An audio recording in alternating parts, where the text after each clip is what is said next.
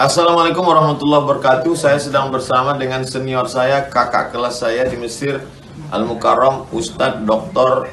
Damanhur Abbas. Nikmati kajian-kajian tausiah beliau yang bergizi, berkualitas di channel Ustadz Damanhur Abbas. Jangan lupa tonton, subscribe, like, share, and comment. Assalamualaikum warahmatullahi wabarakatuh.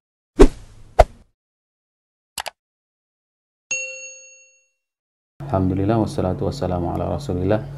Rabbi shrah li sadri wa yassir li amri wahlul 'uqdatam min lisani yafqahu qawli, amma ba'. Setelah kita membahas tentang halal food, halal fashion, dan pada sore yang berbahagia ini kita akan membahas tentang halal farmasi. Ini merupakan salah satu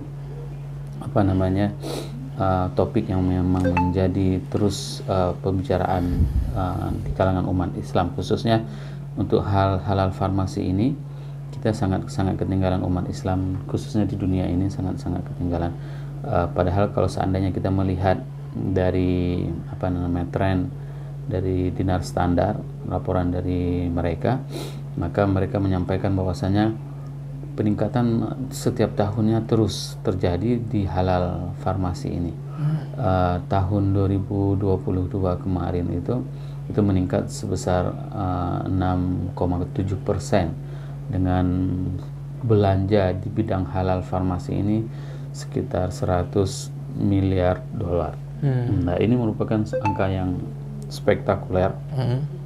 Kalau seandainya umat Islam bisa mengambil bagian di dalam halal farmasi ini, maka ini adalah sebuah peluang bisnis yang paling luar biasa. Nah, apa saja yang dimaksud dengan halal farmasi? Banyak umat Islam hari ini, Bang Faiz, itu masih sangat tergantung dengan sistem obat-obatan dari non-muslim. Nah, misalnya seperti kemarin pas kejadian kita mau pergi haji, mau pergi umrah, kita harus suntik. Suntik itu ada yang mengandung unsur yang memang haram. Nah, hal-hal seperti ini seharusnya umat Islam itu mereka sudah mempunyai sebuah solusi terhadap apa saja kebutuhan medis yang memang itu tidak lagi tergantung dengan benda-benda haram. Nah, ada sebagian orang yang mengatakan bahwasanya terkadang memang obat itu memang harus dari yang haram, dia bilang seperti itu. Nah, dan itu kan dibolehkan, Ustadz. Saya katakan tidak. Nah, kenapa? Karena memang Allah menciptakan segala sesuatu penyakit, dan Allah pula yang akan memberikan obatnya. Nah, ini yang sebenarnya yang harus kita think smart, katanya, harus berpikir secara cerdas. Kalau memang sakitnya ini, maka obatnya apa, dan harus kita cari solusinya dari hal-hal yang memang dibenarkan. Lihatlah orang-orang terdahulu pada saat mereka tidak mau menggunakan barang-barang haram untuk pengobatan kesehatannya.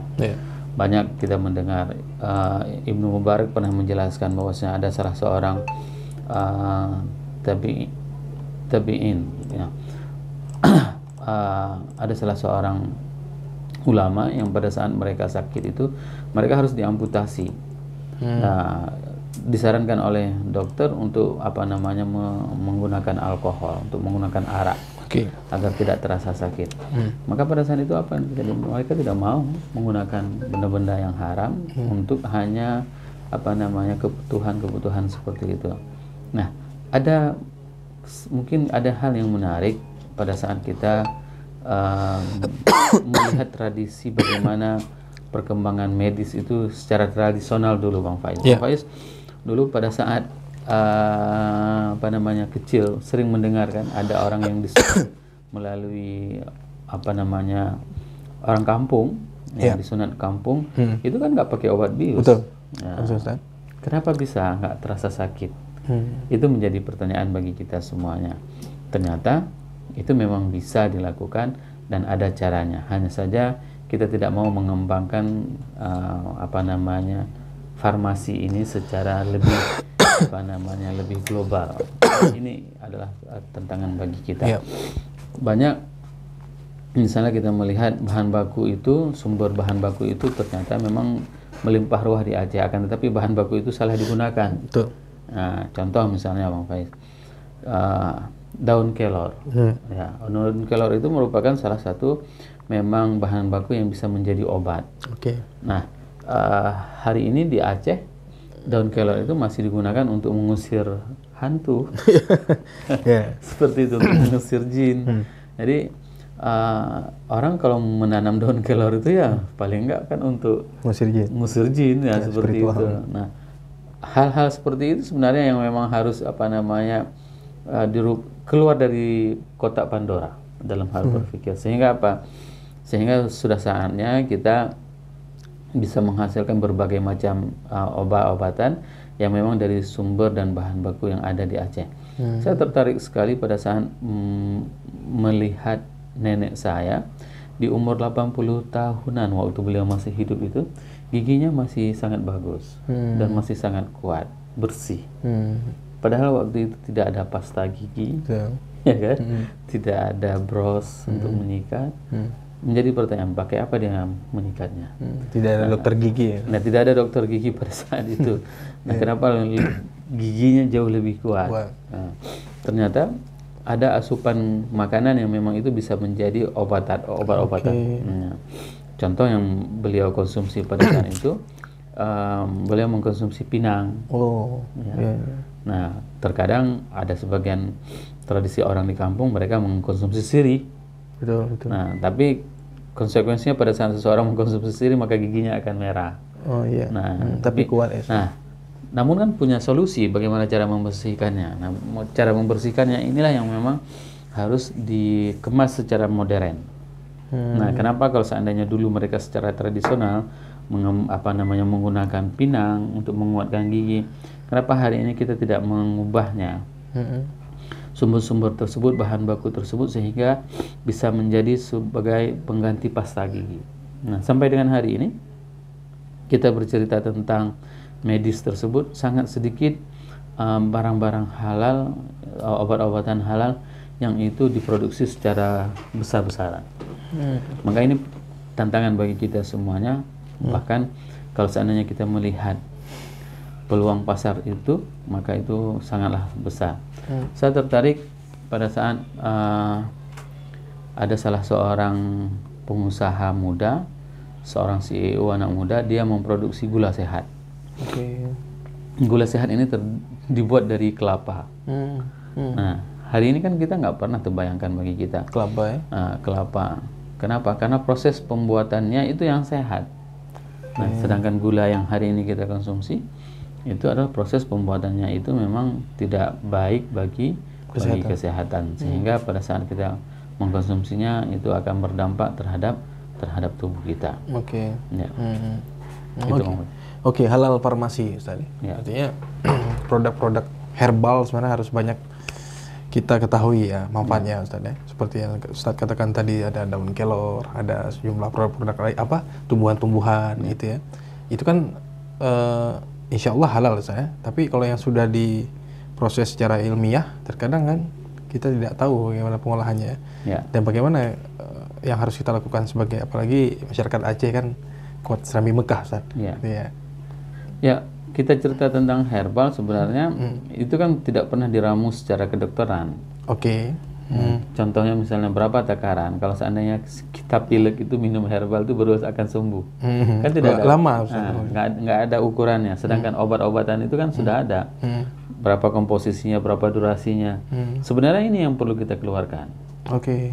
Bagaimana memanage herbal ini, misalnya kita katakan seperti itu, ataupun obat-obatan yang memang bersumber dari sumber yang halal, itu dikeluarkan sertifikasinya. Misalnya dengan mengkonsumsi 4 butir, maka kita akan sembuh. Maka kita akan reda, maka kita akan ini. Ini yang sekarang yang tidak ada komposisinya. Ya, sehingga apa? Kalau obat-obat yang diproduksi secara besar, secara konvensional itu jelas takarannya 3 kali sehari, misalnya 2 kali sehari, satu kali sehari. Semua punya komposisinya. Kenapa? Karena mereka itu sudah melakukan researchnya. Nah, inilah yang perlu kita lakukan. Kalau seandainya kita buat katakanlah misalnya tadi salah satu sumbernya adalah daun kelor. Kalau misalnya untuk demam, daun kelor yang harus dikonsumsi misalnya 5 tablet. Penelitian terhadap itu yang kurang. Ya, itu dia. Sehingga apa? Sehingga kita bisa memproduksi skala besar. Demam minum butir tablet kelor misalnya. Berapa jumlahnya? 8 butir pasti insya Allah akan sembuh misalnya seperti itu. Ada hal-hal penelitian yang memang kita lakukan dan itu menjadi solusi. Nah hari ini kan tidak ada, tidak ada misalnya. Inilah yang membuat dan sampai dengan hari ini kalau seandainya ini kita produksi skala besar nggak cukup juga barangnya. Produknya kurang, tidak mencukupi. Contoh misalnya kita belum pernah misalnya melihat madu itu yang memang sudah dikemas yang untuk sekali minum misalnya dalam bentuk tablet atau misalnya dalam bentuk apa, tidak pernah kita melihatnya seperti itu, kemasan-kemasan seperti itu. Nah ini sebenarnya yang perlu kita bicarakan pada saat katakanlah Aceh mempunyai sumber daya alam yang sangat luar biasa, potensi alam yang sangat luar biasa, dan potensi ini bisa dijadikan sebagai halal farmasi bagi masyarakat Aceh. Ada keraguan yang mungkin sering dialami oleh masyarakat Aceh, bukan masyarakat Aceh saja, mungkin seluruh Indonesia, khususnya umat Islam. Artinya ingin mengkonsumsi herbal ataupun halal farmasi tadi, karena kita ketahui bahwasanya kalau obat dari dokter itu pasti kan yang ilmiah, artinya berat badan sekian, umur sekian, tabletnya ini segala macam, dan tidak kuatnya herbal itu kan tidak ada seperti kata Ustaz tadi, penelitian terhadap berapa jumlah takarannya, berapa kita minum. Nah, apa yang membuat komponen herbal tersebut itu jarang diteliti sehingga memang tidak ada tidak ada kekuatan dalam, maksudnya tidak ada, bukan kepercayaan sih, kurang kepercayaan. Bahkan kalau misalnya obat dokter tuh lebih cepat, Ustaz. Kalau turun panas misalnya anak minum apa gitu kan, minum obat A langsung turun. Sementara ada obat herbal tapi kok nggak turun gitu. Maka pertama sekali adalah proses edukasi tentang bagaimana cara berobat itu yang harus ingin kita lakukan. Kenapa? Karena secara obat yang konvensional ini memang dia itu memang cut off dia istilahnya.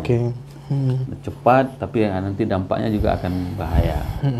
Apa yang nanti tubuh kita akan rusak, semuanya itu akan berpengaruh. Nah, ada dampaknya. Ada dampaknya bukan ada dampaknya yang parah.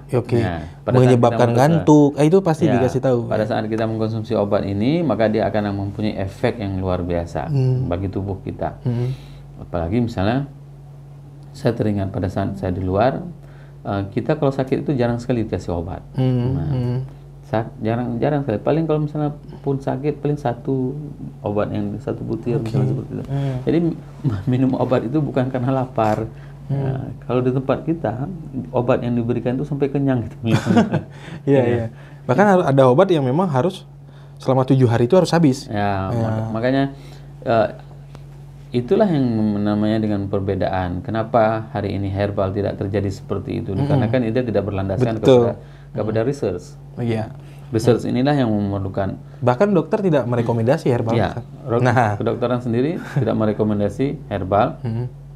Ini jangan juga kita istilahnya salah, ya kan? Dikarenakan juga istilahnya farmasi ini mempunyai kerjasama dengan para dokter. Nah, dan dokter juga ingin mensosialisasikan sesuatu yang memang itu diyakini secara keilmuannya. Maka hari ini kita juga harus mensosialisasi sesuatu yang memang itu keyakinan kita. Umat Islam, kita harus mengedukasikan masyarakatnya agar apa? Agar mereka bisa hidup sehat. Pola hidup sehat seperti apa? Ya, harus mengkonsumsi hal-hal yang memang natural.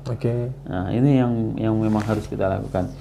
Contoh misalnya seperti saya katakan tadi, banyak hal yang memang itu luar biasa hebatnya.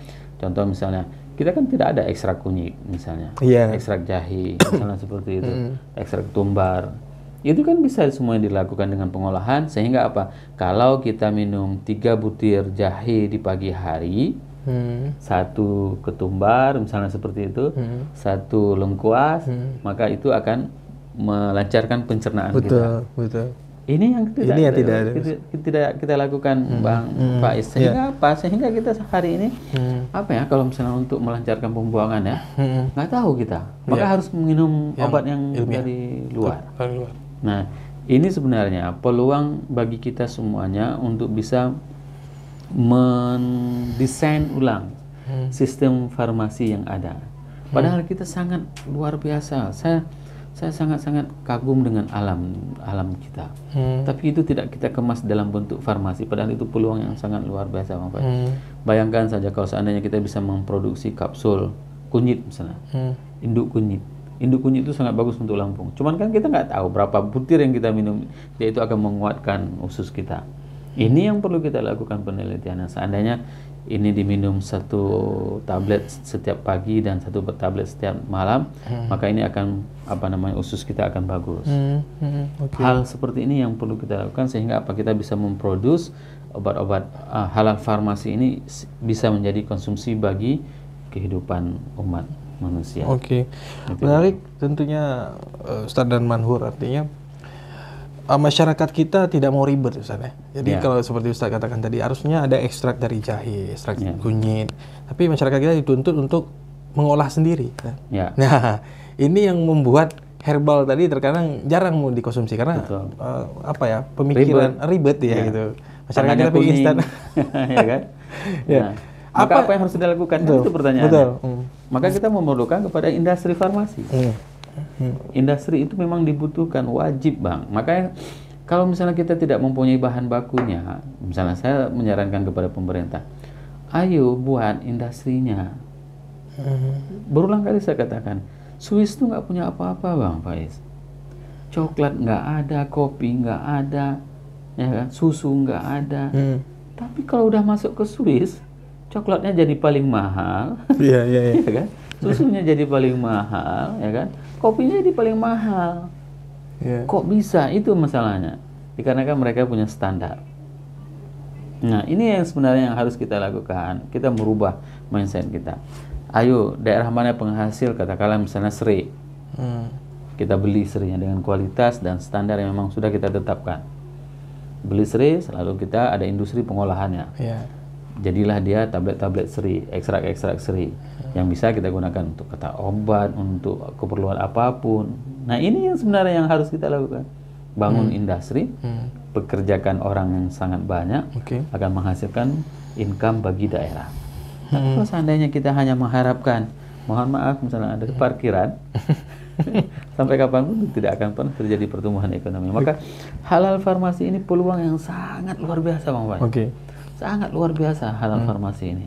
Kenapa? Orang semua kan abang cari uang pontang-panting, tapi kalau sudah sakit berapapun obat pasti mau beli. Iya kan? Tuntutan. Tuntutan. Nggak ada orang begitu sakit nggak mau berobat lah biar jangan habis duit. Nggak ada. Maka kenapa kita tidak mau menginvestasi di halal farmasi? Perlu industri halal farmasi. Dan ini menarik loh. Saya sempat di luar negeri itu melihat memang pabrik obat A, pabrik obat B, pabrik obat C. Jelas itu di depan mata kita. Oh, ini loh pabriknya. Ya, waktu di luar itu, kuliah di luar itu ngelihat langsung. Oh, ini ya pabrik ini ya, obat ini dijual di Indonesia ya. Nah, kita kan nggak ada.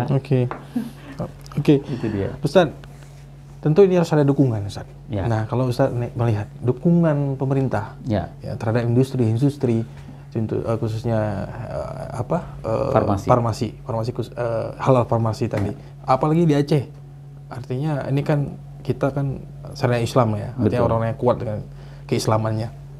Dukungannya bagaimana, Ustaz? Kolaborasi, Bang. Perlu kolaborasi. Jadi sekarang yang harus diedukasikan adalah para dewan yang terhormat. Ya, mereka mempunyai kuasa penggunaan anggaran untuk mengalokasikan kemana saja, maka pokir-pokir mereka itu harus dipikirkan untuk hal-hal seperti ini. Tidak lagi cash and carry, mohon maaf, tidak lagi hal-hal seperti itu. Adalah misalnya mereka mempunyai dapil A, kecamatan A, ada berapa anggota dewan yang di situ? Ada 5, maka kelima ini mereka harus merembukan apa industri yang akan dibangun dari dana aspirasi mereka. Siapa yang akan bekerja? Semua adalah para pemilih mereka. Coba bayangkan, dan pemerintah akan mendukung, menjadikan ini di dalam program kerjanya dinas. Jadi dinas itu bukan hanya sekedar menaruh anggaran, tapi dia memang harus ada indikator, ya kan? Harus ada prosesnya, dan ada outputnya dan outcome-nya. Ini yang harus diedukasikan semuanya. Jadi Kalau selama ini kan selalu bertengkar, tidak ada anggaran, dinas tidak ada anggaran misalnya, semuanya dihajar sama dewan katanya misalnya seperti itu. Nah, kenapa nggak dikomunikasikan? Kita arahnya mau kemana? Ayo pikirkan, katakanlah kecamatan A itu industri farmasinya 1 aja, kecamatan B industri farmasinya 1 aja, misalnya seperti itu. Dalam 1 tahun kita bisa membangun katakanlah 4 industri, ya kan? Tahun berikutnya kita akan membangun lagi 4, maka ini adalah menjadi kota seperti Switzerland. Itu yang paling penting bagi kita. Kalau enggak ya jangan pernah mengharap. Kalau seandainya kita dana-dana tersebut hanya untuk membangun paving block, iya, gorong-gorong ya, gorong-gorong, rabat beton dan sebagainya. Rabat beton. Sampai kapan pembangunan itu akan terus meningkatkan kesejahteraan rakyat? Tidak akan pernah. Maka ini yang harus kita lakukan, kolaborasi sinergisitas antara legislatif dan eksekutif, sehingga rakyat akan sejahtera. Itu dia. Oke, menarik Ustaz. Ya. Saya tertarik dengan, terkadang kalau di luar Aceh itu orang sudah berpikir ke arah itu Ustaz. Ya. Jadi banyak yang bisa dilakukan di sana, seperti mungkin mereka sudah memproduksi ekstrak lemon. Betul.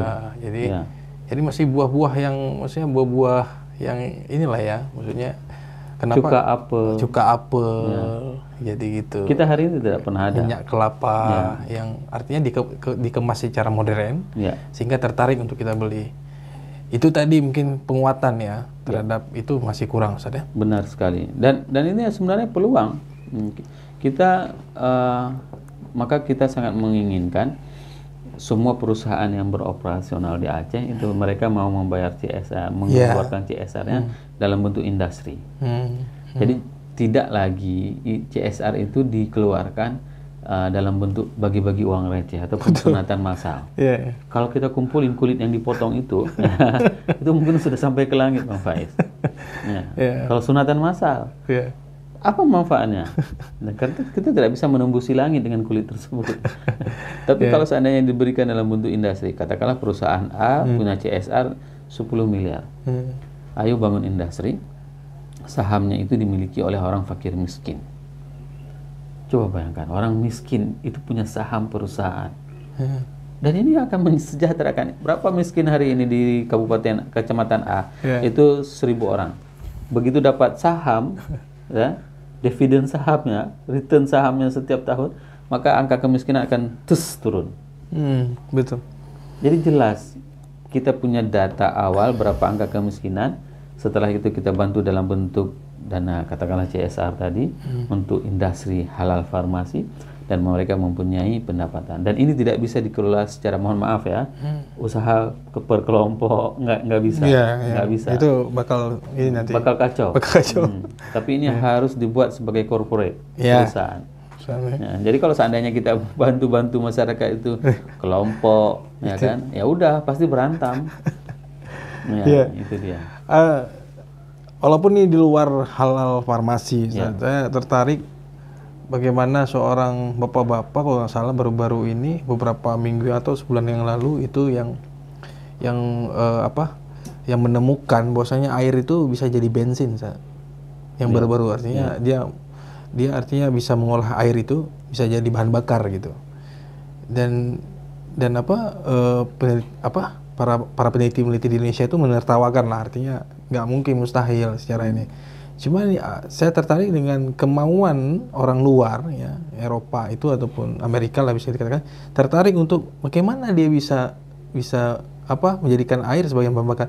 Ketertarikan tersebut sehingga orang tersebut misalnya dipanggil, dibiayai segala macam. Tapi kalau di Indonesia lebih dibully. Nah itu, Ustaz punya komentar terkait dengan itu, Ustaz? Karena kita kan selalu menganggap kita adalah sebagai penghuni surga. Yang lain semua sewa sama kita. Ya. Seharusnya pada saat misalnya kita melihat ada, bukan hanya orang yang berprestasi, orang yang tidak prestasi sekalipun. Ini diingatkan oleh Rasul. Di zaman Rasul itu ada salah seorang seorang sahabat namanya Abdullah. Ya. Dia itu dipanggil dengan himar, keledai. Coba bayangkan panggilan lakapnya itu. Ini hadis sahih dari Umar bin Khattab. Dia dipanggil keledai sama orang-orang, lakapnya keledai, keledai misalnya gitu. Tapi ada hal yang menarik, dia bisa membuat bahagia Rasul, bisa membuat tertawa Rasul. Keberadaan dia itu kocak. Nah, coba bayangkan. Keberadaan dia kocak sehingga apa? Rasul kalau udah ada dia pasti tertawa. Oke. Satu hari dia melakukan kesalahan, mabukan. Mabuk-mabukan, datang ke Rasul, Rasul saya mabuk. Lalu dia dihukum sama Rasul, dijilid. Oke? Para orang-orang lain semuanya merasa geram. Ngapain sih ini orang? Asik mabuk aja. Udah, akhirnya pulang lagi dia. Nggak lama berselang, beberapa hari kemudian dia datang lagi kepada Rasul. Datang lagi kepada Rasul, dia katakan, Rasul saya mabuk lagi.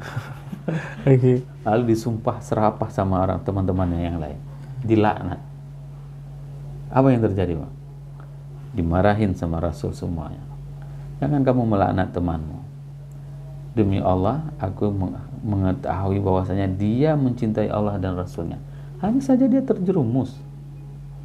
Nah, hari ini kan berapa banyak orang kita misalnya seperti kejadian tadi, orang nemuin, lalu dibully. Bukannya diberikan semangat. Betul. Nah, ada orang yang berbuat maksiat, itu ditinggalin, dikucilkan. Sehingga apa yang terjadi? Inilah peluang setan, kita ambil dia sama iblis. Ayo bro, gabung kita. Ditarik dia sama iblis. Nah, sebenarnya kita pada saat ada hal-hal seperti itu, ayo kita lihat.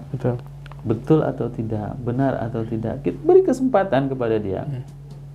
Dan miris, saya melihat ada beberapa perlakuan teman-teman pada saat ada salah seorang ustadz yang pernah melakukan kesalahan, dia itu tidak akan mau ditemaninya lagi. Nah, menganggap bahwasanya ini adalah dosa. Sanksi sosial. Ya, sanksi sosial. Salah. Sejahat apapun orang, kalau dia sudah bertobat, Allah saja mengampuninya, apalagi kita. Emang kita Tuhan. Makanya saya ingin menyampaikan, seharusnya kita berikan kesempatan kepada generasi muda kita, mereka untuk bisa kuliah di hal-hal yang seperti ini, bisa meningkatkan ini. Ajak anak-anak mereka setelah mereka udah hafal Quran, paham tentang agama, kuliah di teknik kimia. Gitu dia. Kuliah di farmasi, kuliah di mana misalnya yang bisa dia memberikan kontribusi yang nyata terhadap dunia Islam ini. Dia bisa berdakwah melalui keilmuannya. Dia bisa menghasilkan obat-obatan. Dia bisa menghasilkan racikan-racikan dari keilmuannya sehingga banyak umat Islam yang tertolong dikarenakan keilmuannya. Ini sebenarnya yang harus kita galakkan kepada anak-anak kita. Bukan berarti saya tidak suka orang-orang yang hafal Quran, orang yang pergi ngaji ke pondok, bukan. Seimbangkan mereka sehingga mereka akan menjadi orang-orang yang mempunyai kontribusi masing-masing melalui ilmu yang mereka tekuni.